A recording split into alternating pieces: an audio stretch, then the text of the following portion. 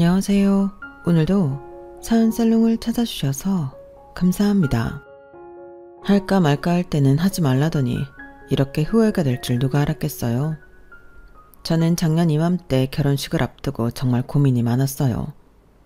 남편이랑 결혼을 앞두고 싸웠던 것도 아니고 시댁에서 혼수나 예단 문제로 트집을 잡았던 것도 아니었는데 말이에요. 그렇다고 저희 친정에서 결혼을 반대했던 건 더더욱 아니었기 때문에 저 스스로도 이런 반응이 당황스러웠어요. 결혼을 앞두고 딱히 나쁠 것도 없는데 미묘하게 마음이 불편한 상태가 지속돼서 정말 환장하겠더라고요. 주변에선 결혼을 앞둔 여자들이 흔히 겪는 메리지 블루라며 지나고 보면 별거 아니니까 걱정 말라고 했지만 어쩌면 그건 여자의 예리한 직감이 아니었나 싶어요. 물론 그때는 내 결혼 생활이 이렇게 금방 끝나게 될 줄 몰라서 저 역시도 지나는 바람처럼 대수롭지 않게 생각했지만 말이에요. 제가 남편을 만나게 된 건 대학 시절 동아리 선배 덕분이었어요. 딱히 선배가 우리 두 사람을 소개시켜주거나 했던 건 아니었지만 선배 집에 드나들다가 알게 됐고 그러다 눈이 맞았으니 선배 덕분이라고 하는 게 맞지 않을까 싶어요. 선배는 돈 많은 부모님 덕분에 30도 안 된 나이에 건물 한 채를 증여받았는데 그 집 옥탑방은 저희 동아리 사람들한테 있어서 제2의 동아리방 역할을 했어요. 학교 강의를 마치면 누가 먼저랄 것도 없이 다들 술과 안주를 사들고 선배네 옥탑으로 향했거든요. 저 역시도 그중 하나였어요. 그런데 졸업을 앞두고 일본으로 배낭여행을 떠났던 선배가 하루아침에 사라져버린 거예요.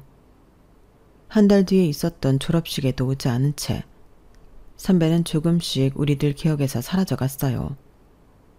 가끔씩 술자리에서 선배 얘기가 나오는 적도 있었지만 진지하게 선배를 걱정하는 느낌이라기보다는 안주거리에 가까운 가벼운 관심에 불과했어요. 죽었나 살았나 하는 정도였으니까요. 그런데 그런 선배가 딱 1년 만에 소리 소문 없이 나타난 거예요. 하루는 학과 게시판에 아르바이트생을 구하는 구인 광고가 붙었는데 거기 주소가 선배네 건물이더라고요. 어떻게 알았냐고요? 저희 동아리 사람들이 선배네 옥탑을 뻔질나게 드나들면서 배달 음식을 한두 번 시켜 먹었겠어요? 지금처럼 배달 앱이 있던 시절이 아니라서 주문 전화를 할 때 집 주소를 말을 해야 했고 그러다 보니 자연스레 외우게 됐던 거죠. 아무튼 선배 건물 1층에 생겼다는 일본 라멘집의 구인 광고를 보고는 이력서를 들고 달려갔어요. 위치가 학교 근처기도 하고 시급이 좋은 데다 마침 하던 과외가 잘려서 아르바이트 자리도 필요했거든요. 불과 1년 전까지만 해도 뻔질나게 드나들던 놀이터에 일을 하겠다고 찾아왔다는 게 왠지 웃겼어요. 선배가 여전히 이 집에 살고 있었다면 절대 벌어지지 않을 일 같았거든요. 제가 이렇게 단언할 수 있는 건 선배는 타고난 배짱이족이었기 때문이에요. 자기 입으로도 돈 많은 부모 밑에 태어나지 않았다면 자신은 게을러서 굶어 죽었을 거라고 했을 정도니까요. 그런데 사람 이름 모르는 거라더니 글쎄 아르바이트 면접을 보러 갔던 그곳에서 선배를 만났지 뭐예요. 그것도 저를 면접하기로 한 사장으로 말이죠. 수민아, 네가 여긴 왜 왔냐? 알바하게? 그러는 선배는 연락도 없이 사라져놓곤 왜 여기 있어요? 그동안 집에 숨어있기라도 한 거예요? 동아리 사람들이 얼마나 걱정했는데. 거짓말을 조금 보태서 한 말이었는데 선배는 그 말에 미안하긴 했던가 봐요. 원래 그런 성격이 아닌데 그날은 구구절절 제게 설명을 해주더라고요. 졸업을 앞두고 떠난 일본 배낭여행에서 선배는 인생 라멘을 만나게 됐다나 봐요. 무작정 라멘집 주인한테 일을 배우고 싶다고 했고 몇 번의 거절 끝에 승낙을 받을 수 있었대요. 다만 워낙 협소한 가게라서 직원이 필요치 않은 곳이라 급여는 받지 않기로 했다나 봐요. 그래도 가게에서 숙식을 해결하면서 라멘 비법을 배웠으니 손해는 아니었던 거죠. 그렇게 1년 가까이 일을 배운 선배는 드디어 한국에 돌아와 가게를 차리게 된 거예요. 반년 가까이 비어있던 1층 카페 자리에 리모델링을 해서 라멘집으로 꾸민 거였죠.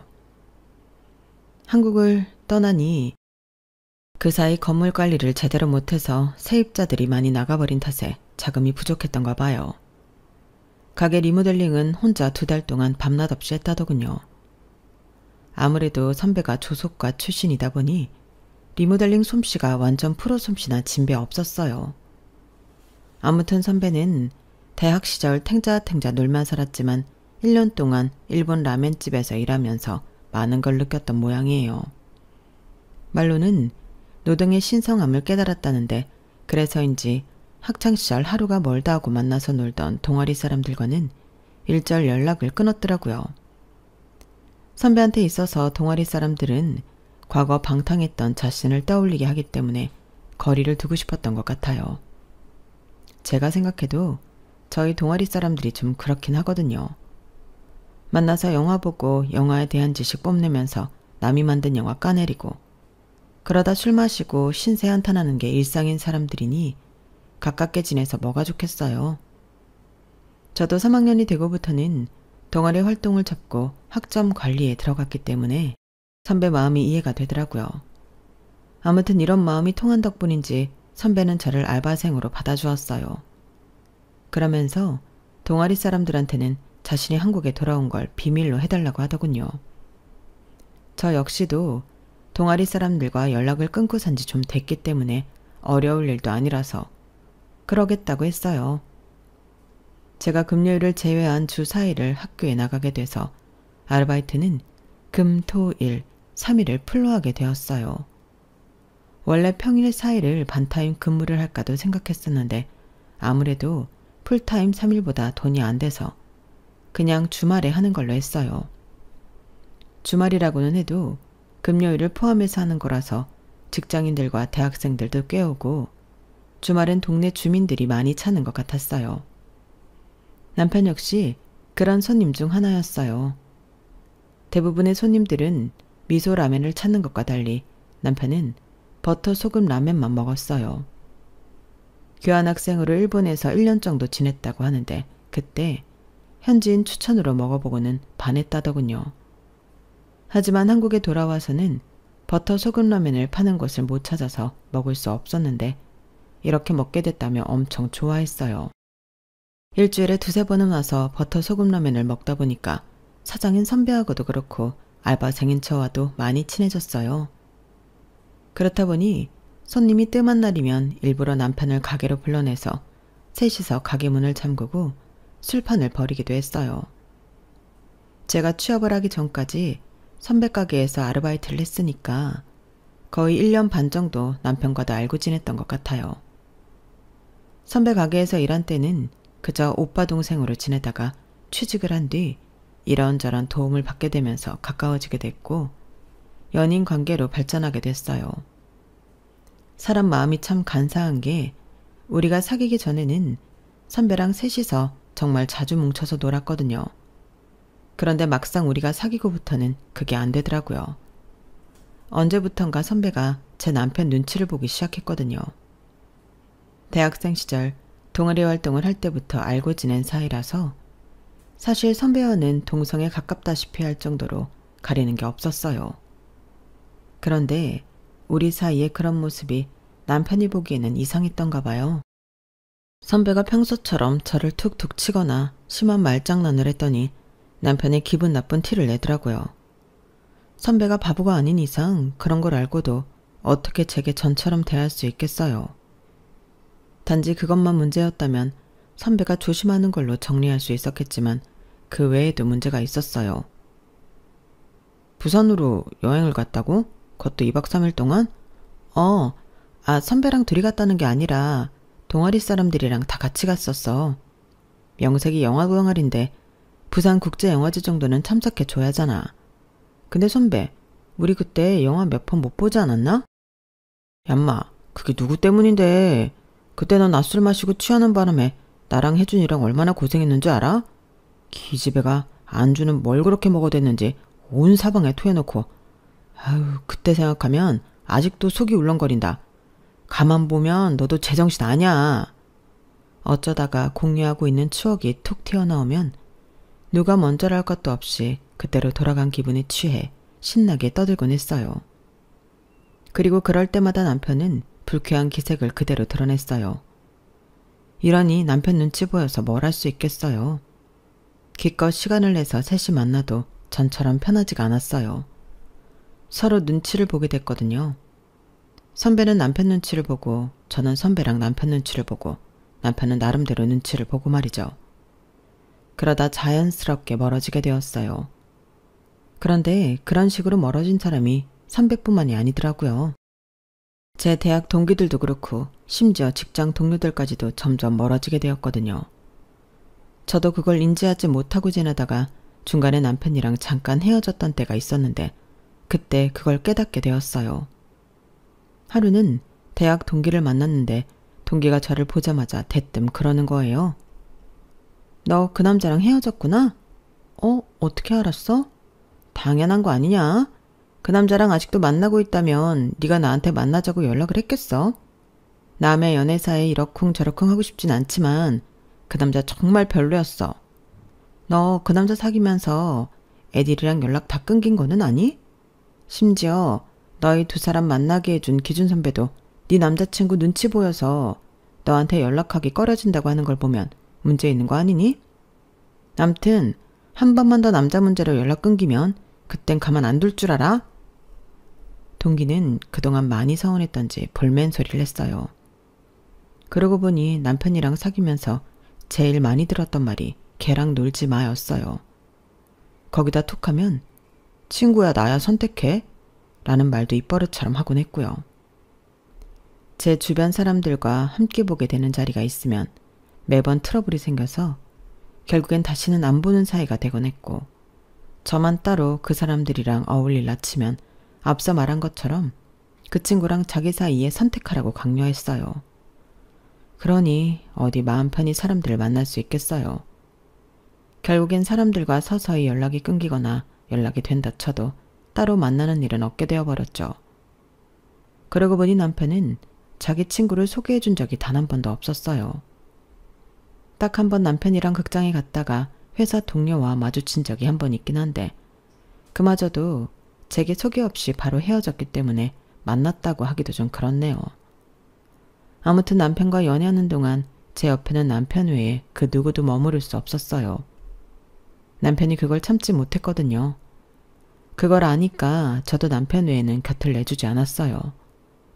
그래도 그때는 내가 좋아하는 사람이 싫어하니까 당연한 거라고 생각했는데 남편과 헤어진 이후에야 그게 당연한 게 아니란 걸 알게 된 거예요.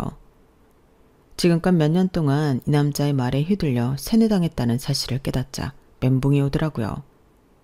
그래서 한동안은 연애고 뭐고 다 필요 없다고 생각했어요. 내 자신이 강해지는 게 중요하다는 생각뿐이었거든요. 그때 정신 수양을 위해 요가도 배우고 독서도 많이 했던 것 같아요. 1, 2년 그렇게 한다고 하루아침에 많은 게 변하지는 않겠지만 그래도 내가 할 수 있는 작은 것부터 차근차근 해 나간다면 어제보다는 조금 나은 오늘을 맞을 수 있지 않을까 생각했거든요. 그렇게 조금씩 자신감을 채워가던 어느 날 선배의 라멘 가게에 갔다가 헤어진 지 2년 만에 남편을 보게 된 거예요. 그동안 저는 선배 가게에 자주 다녔지만 남편이 온 적은 한 번도 없었던 터라 저도 선배도 많이 놀랐어요. 그런데 그것보다 더 놀라웠던 건 그 사이 많이 변한 남편의 외모였어요. 꽤 건장한 체구였던 남편이 호리호리하다고 느껴질 정도로 살이 많이 빠졌더라고요. 2년 만에 만난 남편한테 아무런 감정을 못 느끼는 저와는 달리 남편은 저와 눈도 제대로 못 마주칠 정도로 많이 떨더라고요. 그걸 보면서 속으로 조금은 통쾌했어요. 남편이랑 제가 헤어진 이유가 떠올랐거든요. 남편은 원래 대기업이라고 하기엔 조금 급이 떨어지는 회사에 다니고 있었는데 이직을 하면서 레벨업해서 이름 있는 대기업에 들어갔어요. 그런데 그때부터 사람이 변하기 시작하더라고요. 저는 대학 졸업 후 스타트업 회사에 다니고 있는데 자꾸 제 선택에 관여를 하려고 하는 거예요. 그런 회사 다녀봐야 경력으로 쳐주지도 않아. 그러게 내가 뭐라 그랬어? 정 안 되면 공기업이라도 노려보라고 했잖아. 그 정도는 돼야 어디 가서 명함이라도 내밀지. 말이 좋아 스타트업이지 월급도 얼마 안 되고 언제 없어질지도 모르는 회사를 뭐하러 기를 쓰고 다니느냐고. 급 떨어져서 정말. 자기 지금 말 다 했어? 우리 회사가 뭐 어때서? 애플이니 삼성이니 현대니 처음부터 대기업이었는 줄 알아? 처음엔 다 소규모 회사였지만 사주랑 직원들이 노력해서 지금의 기업을 만들어낸 거라고. 우리 회사가 그렇게 되지 않을 거라고 누가 장담해? 세상 일 모르는 거잖아. 그리고 내 직장 때문에 급이 떨어진다고 생각한다면 나랑 안 만나면 되겠네. 이직 성공해서 기분 좋은 건 알겠는데 자기 기준에 차지 않는다고 사람 무시하지 마. 난 어떻게도 자기랑 급 맞춰주고 싶은 생각 없으니까 자기랑 급 잘 맞는 사람 찾아서 잘 살아봐. 이게 우리의 마지막이었어요. 그러니 제가 남편에 대해 좋은 기억을 남길 수 있었겠어요? 그런데 남편은 제게 많이 미안했던가 봐요. 자꾸 아련한 눈빛으로 은근히 제 시선을 피하는 게 마치 자기 좀 가엾게 봐달라고 아양을 떠는 것처럼 보이더라고요. 그래도 몇 년을 사귄 정이 있는데 단칼에 모른 척할 수는 없어서 요즘 어떻게 지내냐고 물어봐줬어요. 그저 형식적인 질문이었는데 남편은 기다렸다는 듯 그간의 근황을 쏟아내기 시작하더라고요. 너랑 헤어지고서야 알았어. 내가 정말 형편없는 놈이었다는 걸 말이야. 헤어지고 처음엔 아무렇지 않을 줄 알았어. 그런데 시간이 지날수록 네 생각이 너무 나더라고. 너한테 뭘 바라는 게 있어서 그런 건 아니야. 오히려 그 반대야. 그동안 너한테 받기만 했지 내가 해준 게 하나도 없더라고. 너랑 사귀는 동안 사실 겁이 났던 것 같아. 네가 날 버리고 다른 사람한테 갈까봐. 너도 알다시피 난 성격도 사교적이지 못하고 주변에 친구도 없어. 그런데 네 옆에는 늘 사람들로 북적이잖아. 그게 부러우면서도 셈이 났던 것 같아. 그래서 더 너를 못살게 굴고 주변 사람들하고 떼어놓으려고 했었어. 미안해. 헤어진 지 2년이나 됐는데 이제 와서 이렇게까지 구구절절하게 사과할 일인가 싶었어요. 그러면서도 한편으로는 가슴 한구석에 감춰두었던 멍자국이 조금은 옅어진 기분이 들었어요. 지난 2년 동안 요가도 하고 명상도 하면서 마음의 상처를 치유해보려고 했었는데 그때 들인 노력보다 남편의 사과 한마디가 더 큰 힘을 발휘하는 것 같더라고요. 그날 가슴에 담아두었던 응어리가 풀린 탓인지 이후로 남편한테 오는 문자에 답을 하거나 주말에 같이 마트에 장을 보러 가기도 했어요. 말로는 그저 남사친, 여사친의 감정일 뿐이라고 선을 그었지만 그게 어디 쉽나요? 그것도 몇 년이나 사귀었던 남녀가 말이에요. 결국 여름밤 치맥을 하고는 알딸딸해진 기분에 함께 밤을 보내게 되었고 헤어진 지 2년 7개월 만에 다시 사귀게 되었어요. 물론 주변에선 후회할 거라는 말들을 많이 했어요. 네 남자친구가 변한 것 같지? 아니야. 시간이 지나면 네가 지긋지긋해서 헤어지고 싶어 했던 그 모습이 다시 나올 거라고. 재결합하는 사람들이 다들 같은 이유로 다시 헤어지게 돼 있어. 그러니까 너무 큰 기대하지 말고 미리 마음에 준비해둬. 돌이켜보면 그때 친구의 말을 들었어야 했는데 내 남자는 다를 거라는 근거 없는 믿음 때문에 결국 내 발등을 제가 찍었지 뭐예요. 재결합 이후 남편은 전과는 달리 제 주변 사람들과도 관계를 이어가려고 노력했어요. 속으로는 어떤 생각을 하는지 알 수 없지만 그래도 표면적으로는 사람들과 어울리려는 노력을 하는 걸로 보이더라고요. 그러다 보니 주변에서도 남편에 대해 인식도 많이 좋아졌고 만나온 시간이 길었던 만큼 결혼 얘기도 솔솔 나오기 시작했어요. 사실 조건만 본다면 결혼 상대로서 빠지는 게 없는 사람이었어요. 일단 직장이 좋고 월급도 많고 이렇다 할 결격 사유가 없는 사람이니까요. 시부모님도 대단한 경제력을 가진 분들은 아니셨지만 그래도 노후 준비를 착실히 해놓으신 덕분에 자식들한테 손 안 벌리고 살 수 있는 정도의 경제력을 가진 분들이셨어요. 게다가 남편이 3남 1녀 중 막내라서 제사나 부모님 부양에 대한 압박도 상대적으로 없는 편이었어요. 누가 봐도 괜찮은 결혼 상대인 거죠. 실제로 저희 부모님도 남편을 만나보시고는 바로 결혼 승낙을 해주셨어요. 저 역시도 시부모님께 인사드리는 그 자리에서 바로 며느리 소리를 들었을 정도로 양가 부모님의 허락을 받는 건 쉬운 일이었죠. 막히는 거 없이 너무 순조롭게 모든 일이 풀려나가서 되려 겁이 날 정도였어요. 남들은 1년 혹은 반년 전에는 예약을 해야 시골릴 수 있다는 유명 예식장도 친구 도움으로 쉽게 계약할 수 있었고, 신혼집도 발품 얼마 들이지 않고 금세 얻을 수 있었어요. 시댁에서 과도한 혼수나 예단을 바란 것도 아니어서 그것 역시 문제될 일이 아니었죠. 마치 하늘에서 우리 결혼을 도와주고 있다는 생각이 들 정도로 모든 게 일사천리로 풀려나갔어요. 주변 사람들은 결혼 준비 과정이 너무 힘들어서 결혼을 2번은 못하겠다고 농담들을 하던데, 이런 정도라면 그런 말이 왜 나왔나 싶을 정도였어요. 그런데 어느 것 하나도 막힘이 없이 잘 풀리는 가운데 제 마음은 왜 그렇게 답답했는지 몰라요. 이제 몇 달 뒤 식을 올리면 평생 이 남자와 살아야 한다는 생각을 하자 숨이 막혀오고 무기력해지더라고요. 그렇다고 꼭 남편이 아니어야 할 이유도 될 수 없으면서 말이죠. 제가 하도 불안해하니까 하루는 엄마가 그러시더라고요. 나도 그랬어. 네 아빠랑 결혼식 날짜까지 다 잡아놓고 예식장에 들어서는 순간까지도 심장이 쿵쾅쿵쾅 뛰면서 당장 여기서 벗어나야 할 것만 같더라고. 그래서 옆에 있던 이 큰이모한테 그 말을 했더니 뭐라는 줄 아니? 자기도 그랬다는 거야. 자기는 신부 입장을 마치고 주례사를 듣는 동안에도 속으로 도망칠까 말까를 고민했다더라고.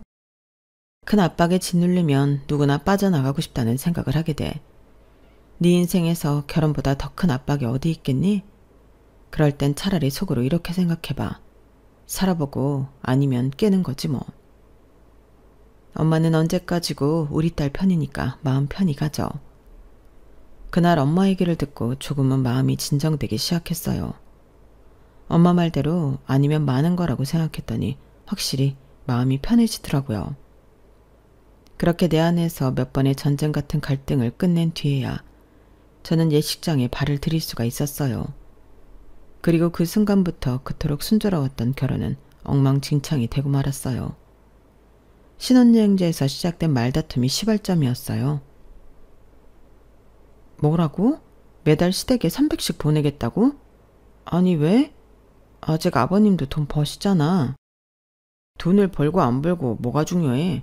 드리고 싶다는 내 마음이 중요한 거지. 아니 그러니까 그 돈을 왜 드리고 싶은 건데? 우리는 아직 집도 전세고 앞으로 애도 나오면 들어갈 돈이 천지인데 말이야. 그러자 남편은 뭔가 꺼내기 곤란한 말이 있는 사람처럼 뜸을 들였어요. 그러다 얘기에 진척이 없자 더는 안 되겠는지 드디어 말을 하더군요. 내가 너보다 300이나 더 벌잖아. 처음엔 그 말이 뭘 의미하는지 몰랐어요. 애초에 남편은 대기업에 다니고 있고 저는 스타트업 회사에 다니고 있어서 봉급 차이가 확연히 난다는 건 알고 있었거든요. 그러니 새삼스럽게 그 얘기는 왜 하나 싶었어요. 버는 돈의 액수는 다른데 쓰는 건 같이 써야 되면 내가 손해잖아. 그제야 남편의 말뜻을 제대로 이해한 저는 기가 차서 한숨만 나왔어요. 아, 그래서 그 차액을 자기 부모님께 드리겠다는 거구나? 나랑 같이 쓰기 아까워서? 그러자 남편은 긍정도 부정도 하지 않았어요. 남편의 그런 행동에 뭐랄까 긴 장도로 가슴을 푹 찔린 기분이었다랄까요. 장도가 빠져나간 자리에 바람이 들어 서늘한 기분이 들었어요. 방금 전까지 결혼은 나에서 우리가 되는 과정이라고 생각했는데 그건 내 착각일 뿐이었다는 걸 확인시켜주는 것 같았어요. 그래서 더 가슴이 텅 빈 것처럼 허하다는 기분이 들었던 것 같아요. 그건 단순히 허전하다는 단어만으로는 설명할 수 없는 그런 공허함이었어요. 그래, 자기가 원한다면 그렇게 해. 내 돈도 아니고 자기가 열심히 일해서 버는 돈이니까 자기 마음대로 해야지. 순순히 남편 뜻에 따라주겠다고 하자 남편은 살짝 놀라는 것 같았어요. 처음엔 제 눈치를 보면서 시댁에 돈을 보내던 남편이었지만 시간이 지나자 아주 대놓고 당당하게 굴더라고요. 100번 양보해서 자기가 번 돈이니 그럴 수 있다고 생각하려고 했어요. 그런데 막상 남편이 주변 사람들한테 허세를 부리며 그 얘기를 하는 걸 보고 좋게 넘어가려던 마음이 싹 가시더라고요. 와이프가 뭐라 그러긴. 내가 번 돈 내가 우리 집에 주겠다는데 지가 뭐라 그러겠어? 억울하면 지도 돈 많이 주는 회사로 옮기든가. 달래 사람들이 대기업 취업에 목숨 거는 줄 알아? 다 이런 여유를 부릴 수 있기 때문이라고. 우리 와이프? 에휴, 스타트업인지 뭔지 쥐똥만한 회사에 다니는데 무슨 비전이 있겠냐? 도대체 왜 그렇게 야망이 없나 모르겠어. 이런 게 따지고 보면 가정교육 탓인 것 같아. 어릴 때부터 아이가 성취욕을 느낄 수 있게 부모가 옆에서 자극을 줘야 하는데 우리 장인장모가 그런 걸 못했던 거지. 자기가 돈 좀 더 번다고 자랑하는 거야. 누가 뭐라고 그러나요? 그런데 왜 거기에 내 부모님까지 끌어들이냐고요. 결혼 전에 친구가 했던 말이 그제야 떠오르더라고요. 한번 헤어졌다가 재결합하고 얼마 안 됐을 때 친구가 그랬거든요. 시간이 지나면 제가 헤어지고 싶게 만들었던 남편의 모습이 다시 나올 거라던 말이요. 친구의 말이 실현되기까지 걸린 시간은 결혼하고 불과 한 달도 안 돼서였어요. 그 한 달도 안 되는 기간 동안 남편은 양파 껍데기 벗기듯 그동안 진짜 자신을 감추고 있던 가식들을 하나씩 뜯어냈어요. 그렇게 만나게 된 남편의 민낯은 제가 살면서 정말 상종하기 싫어했던 최악의 인간 딱 그 자체더라고요. 도대체 어쩌다 이런 인간으로 자랐나 하고 봤더니 글쎄 저희 시부모님이 딱 남편의 노인 버전인 거 있죠. 자식은 부모의 등을 보고 자란다더니 그 말이 하나 틀리지 않더라고요. 결혼 전에 왜 그렇게 이 결혼이 찜찜하게 느껴졌었는지 그제야 알 것 같았어요. 남편과 시댁 식구들의 가식적인 모습을 본능적으로 알아채서 거북했던 거예요. 어느 정도로 저희 남편과 시댁 식구들이 인성이 엉망인지는 단편적인 사건 몇 개만 예로 들어도 충분히 전달이 될 거예요. 큰 아주버님네 아들이 이번에 대학에 들어갔는데 저희 아버님께서 맏손자한테 그러시더라고요. 이 아래비는 네가 들어간 그 학교가 정말 자랑스럽다. 그 학교에는 이 나라에서 돈이 있고 지위가 높은 사람들 자식들이 주로 다닌다고 들었다. 이게 얼마나 좋은 기회냐? 가진 것도 없고 능력도 없는 것들 사이에서 시간 낭비할 필요 없이 윗계급 사람들하고만 어울릴 수 있으니 말이다. 인생은 자고로 누가 더 높이 올라가느냐의 싸움이야. 지금 네 옆에 있는 것들을 친구라고 생각하면 절대 안 된다. 그것들은 전부 네가 밟고 올라갈 디딤돌에 불과한 것들이니까. 너희 아빠랑 작은 아빠들 그리고 고모까지 이 하레비는 지금 너한테 말한 그대로 교육시켰고 그래서 이렇게 어디 내놔도 손색 없이 키워냈단다. 그러니 이 하레비 말 명심하고 꼭 따르도록 해라. 알겠지? 옆에서 그 말을 듣는데 순간 제 귀를 의심했어요. 아니 어떻게 할아버지가 자기 손자한테 이런 말도 안 되는 교육을 할 수 있는 거죠? 친구들을 밟고 올라갈 디딤돌로 생각하라뇨. 그런데 무서운 건 저를 제외한 나머지 사람들이 아버님의 그 말에 고개까지 끄덕이며 경청하더란 거예요.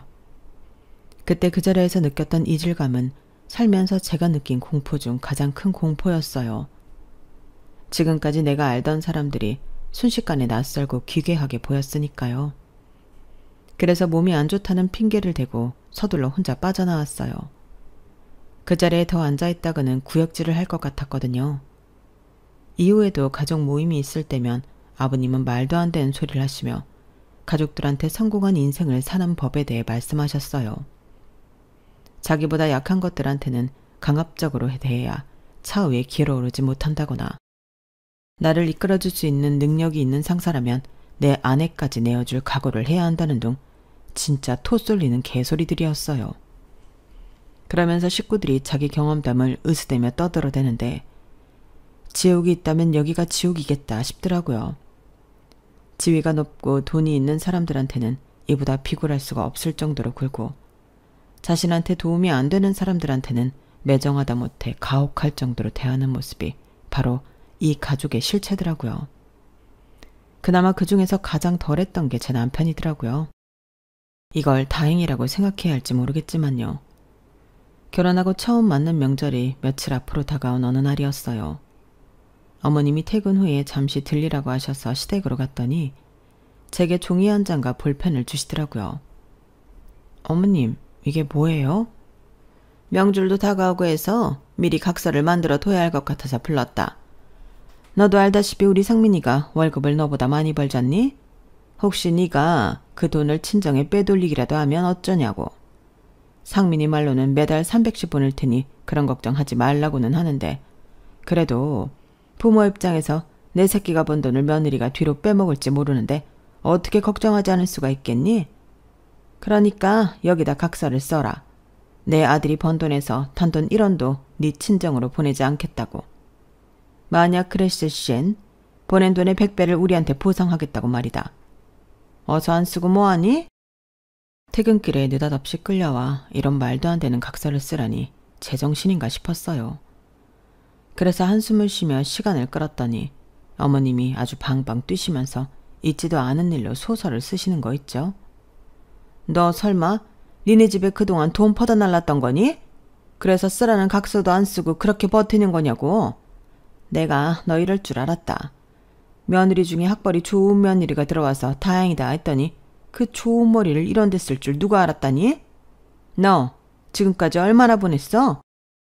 내 아들이 벌어온 돈 얼마나 친정에 빼돌렸냐고. 말 안 하니? 경찰을 불러야 대답하겠어? 어머니 뭐예요? 제가 무슨 돈을 빼돌려요? 저희는 각자 월급에서 공동 생활비만 빼고 나머지 돈은 각자 관리해요. 그이가 번 돈은 애초에 구경도 못한다고요. 정 못 믿으시겠으면 그이한테 전화해 보세요. 이렇게 말했으면 알아들을 법한데도 어머님은 끝내 막내 아들한테 전화해 자초지종을 들은 뒤에야 오해를 푸셨어요. 하지만 오해를 풀었다고 각서 강요까지 그만두신 건 아니었어요.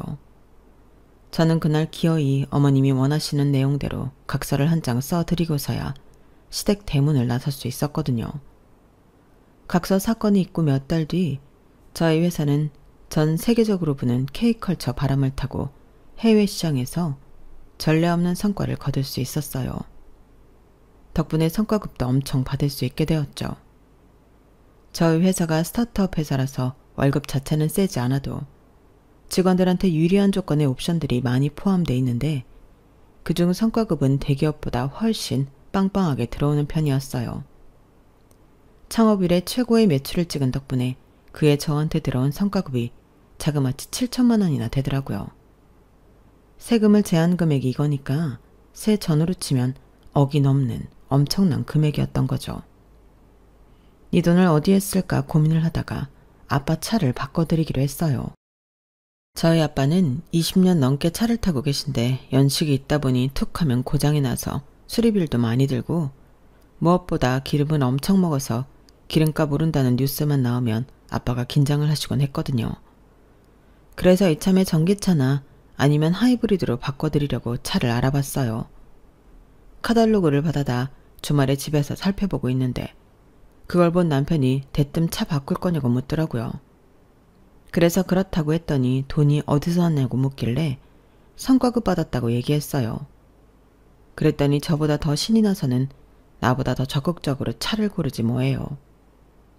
혹시 이 사람이 우리 차 바꾸는 줄 알고 일어나 싶어서 아빠 차 바꿔드리려고 그런다고 확실하게 말했어요.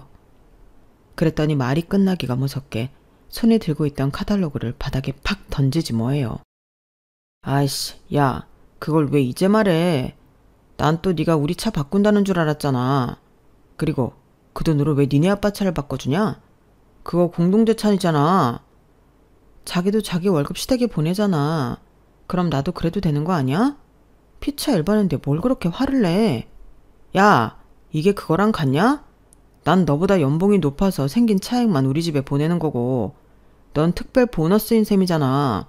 그러니까 그건 공동재산에 넣어야지. 남편은 끝까지 물고 늘어지며 제 성과급을 자기와 같이 써야 한다고 말도 안 되는 주장을 펼쳤어요. 와, 자기 정말 이기적이다. 자기가 더 버는 월급은 내가 쓸까봐 아까워서 자기 엄마한테 다 보내면서 내가 번 성과급은 같이 쓰자고? 이게 무슨 말도 안 되는 개소리야. 됐어. 난 이런 일로 자기랑 말싸움하기 싫으니까 그만해. 난 예정대로 이 돈으로 우리 아빠 차 바꿔줄 거야. 그러자 남편이 불같이 화를 내며 그러더라고요. 너야말로 이게 무슨 개매너야. 넌 같이 사는 사람에 대한 매너도 없니? 까놓고 말해서 너 아프면 누가 간호해주겠어? 니네 부모가 달려와서 간병하겠니? 바로 옆에 잠들어 있는 내가 가겠니? 그럼 굳은 일은 내가 하고 차는 니네 부모가 챙긴다는 게 말이 돼? 이건 누가 봐도 안 될 소리야. 구질구질하게 왜 출가 외인인 딸한테 차를 구걸해? 거지 새끼도 아니고. 안 그래도 단어 선택이 아슬아슬하던 남편이었는데 급기야 선을 넘고 말았어요. 그래놓고는 자기가 뭘 잘못했는지도 모르더라고요. 뭐? 거지 새끼? 당신 말 다 했어? 틀린 말은 아니잖아. 자식한테 빌 붙어서 차까지 받아갈 판인데 거지 새끼가 아니면 뭐겠어? 뭐?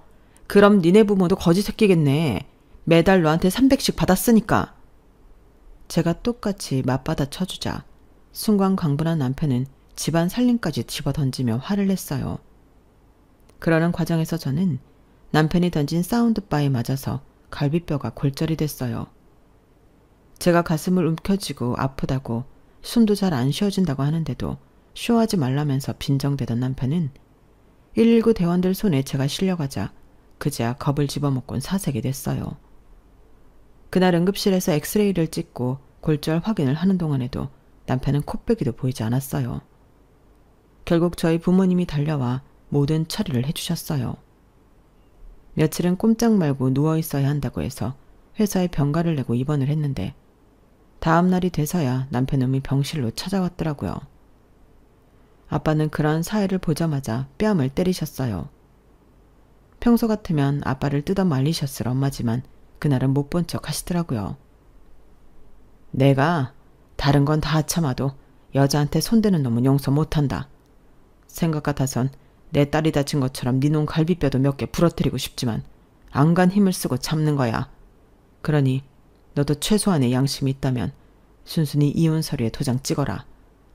만약에 도장 안 찍고 딴소리하면 그땐 니놈이 고개도 못 들고 다니도록 만들어줄 테니까 결정해. 이미 부모님과 상의 끝에 이혼을 하기로 결정했던 터라 남편이 뭐라고 하든 상황이 바뀌지는 않을 거였지만 그래도 남편이 뭐라고 할지 궁금하더라고요. 그런데 원하시면 이혼을 할게요. 그런데 이거 하나는 확실히 해야 할 것 같아요.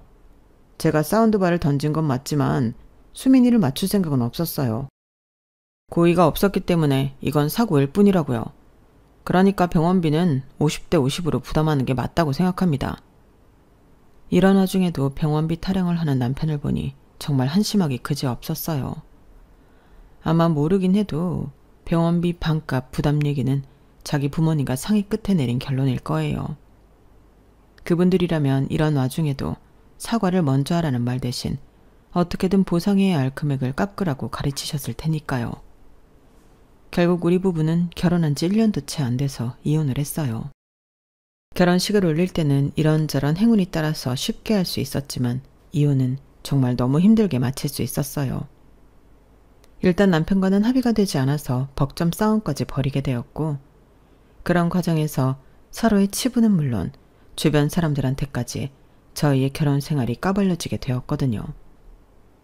그렇게 힘겨운 과정 끝에 드디어 이혼을 하게 되었어요.